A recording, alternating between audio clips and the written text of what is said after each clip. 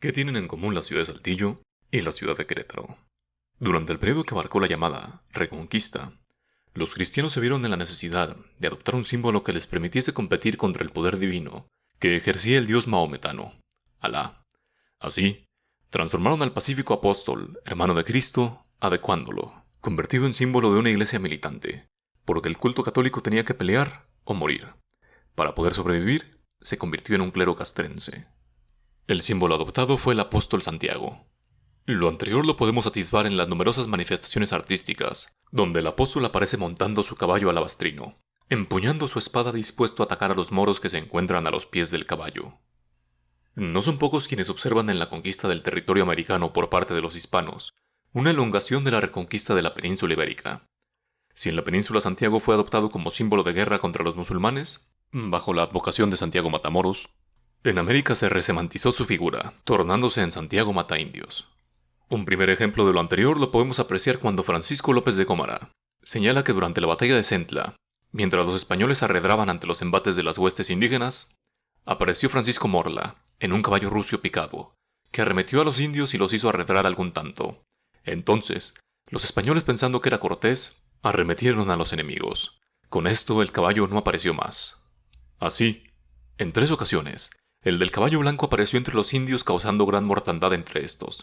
Al poco tiempo, Cortés apareció junto a las tropas de a caballo, causando una fuerte impresión entre los españoles, pues estos pensaron que aquel que causó graves bajas a los nativos y en ellos inflamó el valor era Cortés o uno de sus hombres. Gómara remató diciendo que los españoles pensaron que se trataba del apóstol Santiago. Bien sabido es que Bernal Díaz del Castillo escribió su historia verdadera como respuesta a los escritos de Gómara, y en el capítulo 34, justamente hace referencia al mismo episodio del que habló Gómara, aunque con cierta sorna. Bernal se limitó a decir que él, por ser pecador, no pudo ver al apóstol. En realidad, lo anterior no difiere en gran medida de lo que ocurría ya desde la época griega, cuando el favor de los dioses jugaba un papel determinante en las conquistas militares.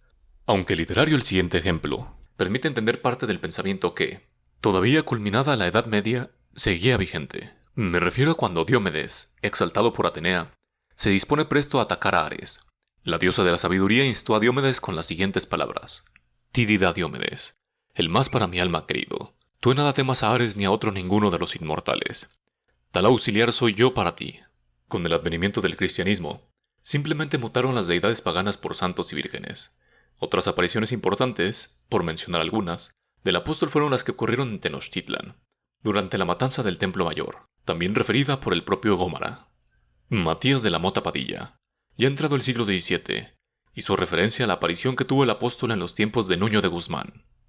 Al igual que con Cortés y Alvarado, Santiago se apareció ante Nuño de Guzmán y su ejército, ya compuesto también por indios. Ambos, españoles e indígenas, aseguran haber visto a un hombre en caballo blanco en el aire, que les hacía poner en fuga. Cuando se analiza la geotoponimia de la América hispana, se puede observar que muchas ciudades llevan el nombre de algún santo. De las múltiples ciudades que llevan el nombre de Santiago, entre ellas valdría la pena destacar a Santiago de Cuba, Santiago de Chile, Santiago de Querétaro, entre muchas otras. Hay que señalar que en buena parte de estas ciudades, o regiones circunvecinas a la ciudad, existió presencia indígena que fue, con muchas dificultades, sometida o abatida por los hispanos. Es allí donde se agiganta la figura de Santiago. La ciudad de Saltillo, Coahuila, posee una de las catedrales barrocas más imponentes de México, la cual surgió como parroquia dedicada justamente al apóstol Santiago. Para su desgracia, este perdió la batalla respecto a su veneración, pues el Santo Cristo de la capilla adquirió mayor relevancia dentro del culto en la ciudad. Muchas personas llegan a pensar que es el Santo Cristo el patrono de la ciudad, ignorando a Santiago. Es fácil reconocer la influencia del apóstol en la arquitectura de la catedral. En su fachada principal se puede observar, decorando la parte superior de la entrada, la concha, símbolo indisociable del apóstol Santiago. Inició su construcción a mediados del siglo XVIII, reemplazando la construcción anterior que se encontraba en muy malas condiciones. Su construcción culminó para finales del mismo siglo y principios del XIX, aunque todavía estaba inconclusa la torre. La capilla aledaña a la catedral es la del afamado Santo Cristo. Inició su construcción unos años antes que la catedral, cerca de 1728, y durante algún tiempo, tanto la parroquia de Santiago como la capilla de Santo Cristo fungieron como templos. Contrario a lo que hemos venido señalando, al Santiago marcial, la representación original del Santiago en la catedral fue la del peregrino. El arquitecto e historiador Arturo Villarreal considera que lo anterior pudo ser una política del obispado, para evitar que se estableciera una vinculación de identidad entre el patrono conquistador y los jinetes militares que patrullaban estos amplios territorios de guerra, frontera de indios. No cabe duda sobre la intención de aludir a una conquista pacífica de la región, o al menos de borrar las huellas de la violencia militar.